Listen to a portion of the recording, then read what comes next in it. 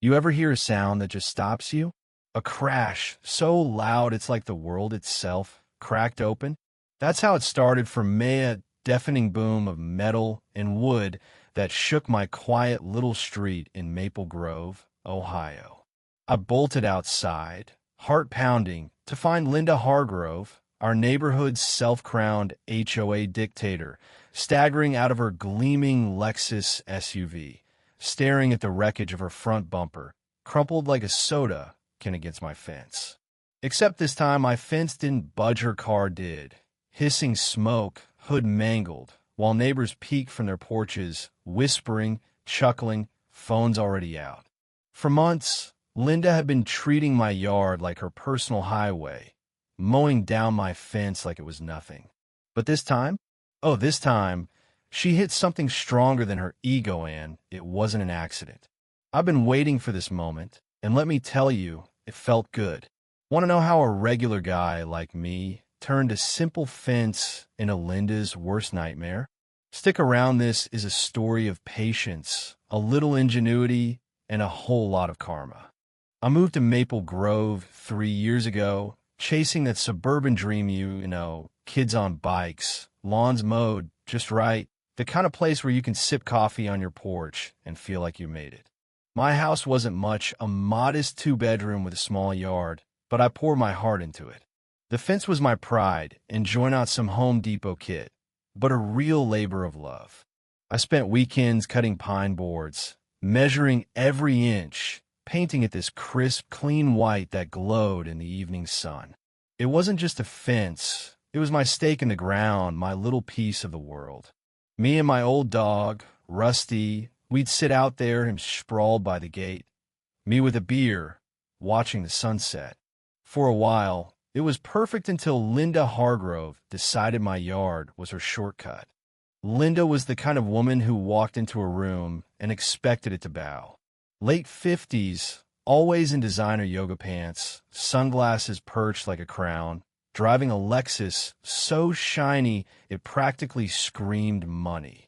She wasn't just on the HOA board, she was the HOA, strutting around like she owned every blade of grass in Maple Grove.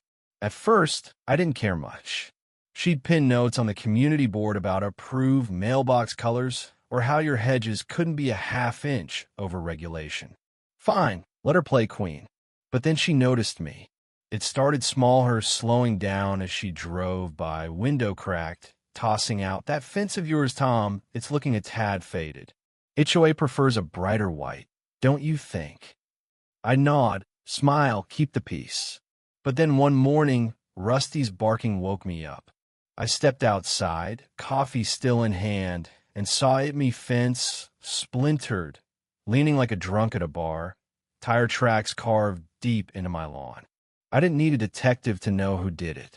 Later that day, there was Linda, easing her Lexus out of her driveway, cutting right across my yard through the gap she'd made, waving at me like she was doing me a favor. "Morning, Tom," she chirped, all fake sugar. My jaw clenched so hard I thought my teeth might crack. You'd think she'd at least offer to fix it. Nope. At the next HOA meeting, she stood up, pearls gleaming, and said, "We need to address property maintenance issues dragging down our values," staring right at me, like I was the problem. I filed a complaint, sent photos, even a grainy video from my phone. The HOA's response? A form letter saying they'd review it, followed by a $150 fine for fence disrepair. I was livid, not just annoyed, but that deep, burning anger that makes your chest tight.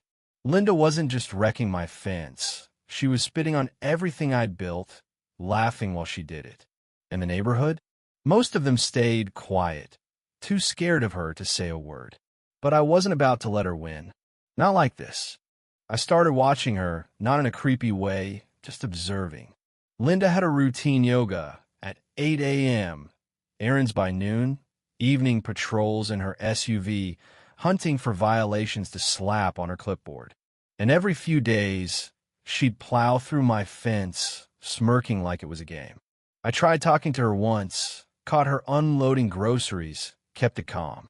"Linda, you gotta stop driving through my yard." It's tearing up my fence."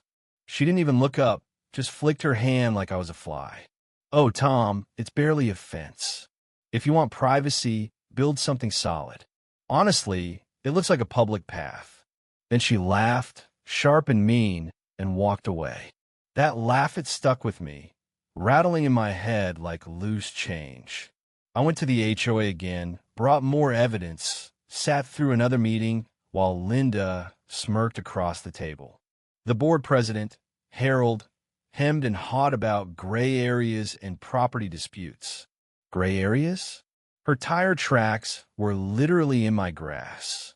Then another fine landed in my mailbox, $200 this time. That's when it hit me. This wasn't just about a fence anymore. It was personal. I could have yelled, could have lost it, maybe even done something stupid like keying her car. But I've learned life's best fights aren't loud theory smart. So I got to work, quiet and careful. I started reading HOA bylaws, city codes, property laws, pages of dry legal junk that made my eyes cross. But then I found it buried in the fine print. Homeowners could reinforce their fences however they wanted, as long as the outside looked HOA approved. It was like finding a loaded gun in a drawer. Linda thought she had me beat, but she'd missed this, and I was going to use it. I didn't just want to fix the fence, I wanted to make a fortress. I called up my old buddy Mike, who used to build bridges, and we mapped it out. Steel posts, the kind they use for guardrails, sunk deep in concrete. Pine boards to keep it looking like the same old fence. And for a little flair, thorny rose bushes, the kind that'd make you regret brushing up against them. I worked at night, porch lights off, just me, a shovel, and Rusty keeping watch. Every creak of a car made me freeze, but Linda never suspected a thing. I dug holes 4 feet deep, poured concrete, set those steel posts like they were guarding a castle. Then I layered on the pine, painted it that same crisp white, and wove those roses through the slats, pretty but vicious. From the street, it was just a fence. To Linda's Lexus, a tank trap. I added 2 small security cameras, hidden in the bushes, ready to catch every second of what was coming. By the time I finished, I was sore, blistered, but grinning like a kid on Christmas. For the first time in months, I wasn't the guy getting run over, I was the one setting the stage. The waiting was the hardest part. Every day, I'd check the fence, half expecting her to try again. Then, one Saturday it happened. I was on my porch, pretending to read, really just watching. Linda's garage door rolled up, and out came her Lexus, chrome glinting like it owned the world. She didn't even look my way, just revved the engine and aimed straight for my fence, same as always. The sound wasn't what she expected, no splintering wood, just a bone-rattling clang as her SUV slammed into steel.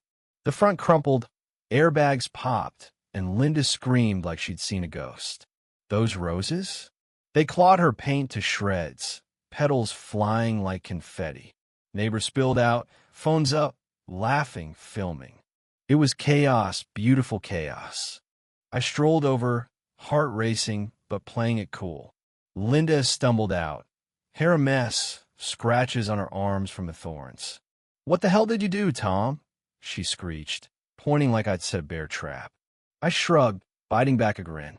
"Looks like you misjudged my fence, Linda. It's sturdier than you thought." The crowd laughed real, loud laughs, not the hushed ones she used to silence. She kicked the fence, expecting it to give, but it just clanged, mocking her. "You set me up," she spat. I held up my folder of permits, calm as ever. "All legal, Linda." "Well, want to see the receipts? Or maybe the security footage?" Her face froze. For the first time, she looked small. The HOA president, Harold, showed up, clipboard in hand, sweating through his polo. Linda pounced on him, whining about sabotage, demanding I be fined, kicked out, anything. I handed Harold my paperwork bylaws highlighted, permits in order. He read it, sighed, and turned to her. "Linda, you drove through his property. He's within his rights." She lost it, screaming about entrapment, but the neighbors just laughed harder. Someone yelled, "What? You thought he'd roll out a red carpet?" Her power was gone, slipping away with every chuckle. It didn't end there. Her insurance claim? Denied negligent trespass, they said. Neighbors spilled everything to the adjuster, her shortcuts, her bullying. At the next HOA meeting, she tried to fight back, slamming her binder down, calling me a menace. I slid over my USB with the footage. The room went quiet, then erupted in whispers. Harold cleared his throat. "Linda, you're off the board, and we're reviewing your conduct." She stormed out, humiliated, her crown in tatters. But Linda, she couldn't let it go. A week later, she snap-tripped my mailbox right out of the ground in broad daylight, screaming I'd ruined her life. Neighbors filmed, someone called the cops, and before she could blink, she was in cuffs, still yelling about conspiracies. Destroying a mailbox? Federal crime. Game over. Her house went up for sale a month later. Price slashed. Her Lexus still dented in the driveway. I rebuilt the fence one last time, added a little plaque, "Linda's last ride." The neighborhood loved it. Looking back, it wasn't just about the fence or her car. It was about standing up to someone who thought they were untouchable, who thrived on making others feel small. I could have fought dirty, could have lost my cool, but I played it smart, used the rules, her own arrogance against her. And when she crashed, she didn't just wreck her SUV, wrecked her whole empire. So, tell me, you ever deal with a Linda in your life? How'd you handle it? Drop it in the comments. And let's talk what's fair when someone pushes you too far. Hit that subscribe button if you're here for more stories of folks like us taking back what's ours, one fence at a time.